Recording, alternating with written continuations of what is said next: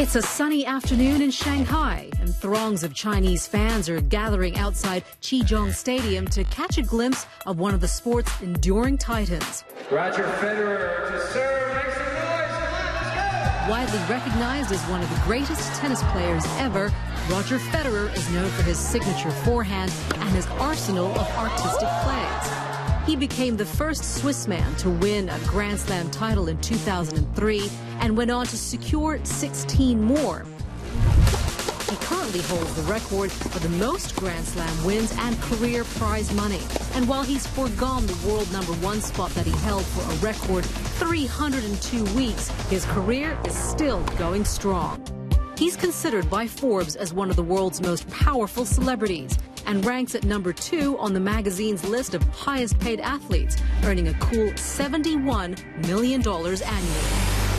This week on Talk Asia, we're in China with Roger Federer as he doubles up with the nation's top tennis star for the Shanghai Masters and discover what keeps the man driven after more than 15 years on the court. You've won 17 Grand Slam titles, but you still need to prove something? Yes, to myself, to my supporters, to Switzerland.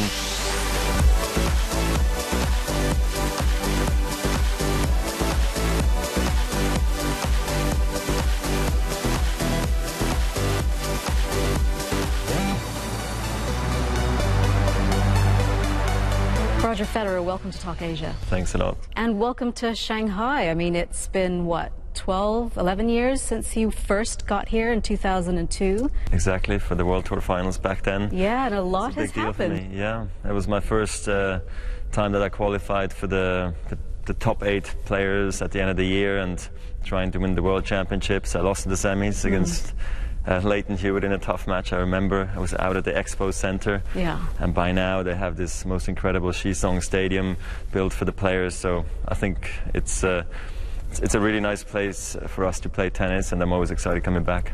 Over here in the Far East, there's been a definite shift in popularity when it comes to tennis. A lot more people are interested in it. There are even players that are coming from the region. That's true. What are you noticing about the kind of focus and the talent that's being nurtured and harnessed from this part of the world? I mean, there was a time when tennis was dominated by the West. Right. I mean, I think it's either a local hero is going to make a huge difference in the country itself, or then you need the best players to come in, and that's what's happened with Shanghai. That's with China now, for instance, with the tournaments they have in this country, or in Asia in general. The best have come more and more to Asia, and I think that has been very good for the growth of the game in this part of the world. There's, for players that come from here especially, there's a lot of weight of expectation on them because you've got the pride of a nation. And you've had to deal with that as well in your career, but it seems as though a lot of expectations on you even now, despite the fact that you've achieved so much. How do you deal with that? Well, I mean, okay, Switzerland's not quite China in terms of pressure, but I think everyone feels that they have, you know, absolutely. that they have such an interest in you, even whether they're Swiss or not. Absolutely, and you know, it starts very locally and so forth, and you move on and on and on, and you have to prove yourself time and time again, and that pressure can definitely weigh on you. You lose the fun goes away sometimes, just because instead of now it being this lifelong dream you've had of wanting just to enjoy yourself and play tennis like your heroes used to. Now people sort of expect you to win, like losing in the quarterfinals, which was a dream 5 years ago, now is like a disaster. It changes the mindset of you as a player and as a professional athlete, and that's where I always try to remember, well, you know what, as long as I enjoy what I'm doing, I train hard, I have no regrets, and all I can do is give my best, then it's going to be fine, regardless of the outcome. How did you get to a point where you could have that kind of perspective in your career?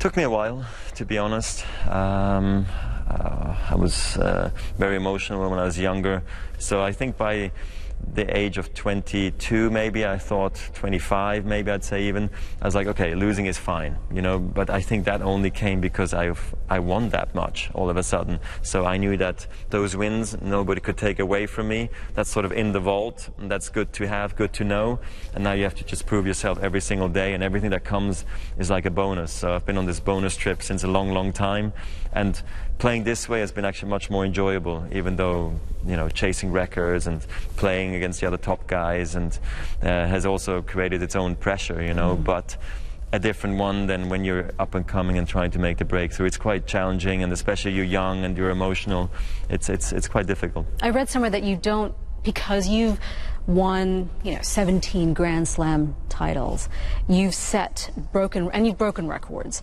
that you don't need tennis per se, that you have an emotional detachment from it, that you don't feel that, I mean, I don't know, do you feel that you still need to prove something? Yes, to myself, to my supporters, to Switzerland. I want to show them that I love to play and love to win, and that I can still do it time and time again. I definitely have that drive, you know, but I always thought I had a good perspective. Like, people asked me when after I had kids, you know, did that really give you perspective? I didn't feel I had kids for that, you know. I had kids because I love my wife and I wanted to create a family, you know, more than anything. And so for me, I've always been like, if tennis ended tomorrow, I'm still happy because I'll be very proud of what I achieved. But tennis is a very short part of my life, hopefully, you know, that you have to be able to live without it. So if you be injured or it were to be over the next day, you should be fine without it as well. And I think that has always been a mindset I've had, and that's helped me to actually stay more calm throughout my career. How do you deal with the constant global chatter about your career, about what you should be doing or should not be doing, when it becomes, I mean, at the end of the day, us mere mortals will think about our career and what we want to do next, whether we want to do something or not. And yet for you, it's not personal anymore. How do you deal with that? Yeah, it's a bit strange, you know, at times. Everybody weighing in on everything you do, and every match is overly judged, you know. It's like, he's not playing so well, something's wrong, maybe mentally or physically, or his game's off, what is it, let's go dig a little bit. And that clearly can take its toll. It's like, it's quite challenging going into the press conference, or that's why sometimes I tend not to read too much about myself, just because you get influenced by it. The next thing you know is like, is my form really that bad right now, or is my footwork not the same what it used to be? That's why I try not to read into it too much, but clearly what I've always done throughout my career is question myself, even in the best of times, and then also when things don't go so well, like maybe this year's been a bit more challenging, you know, then I've done it before. So it's not like now, okay, my God, panic mode, what I'm going to do now to change it around. So it's just important to be always looking out for how can you improve as a player, and then it's actually somehow you find a way, which is okay. Do you still get nervous when you get on court? Yeah, I mean, surprisingly, yes.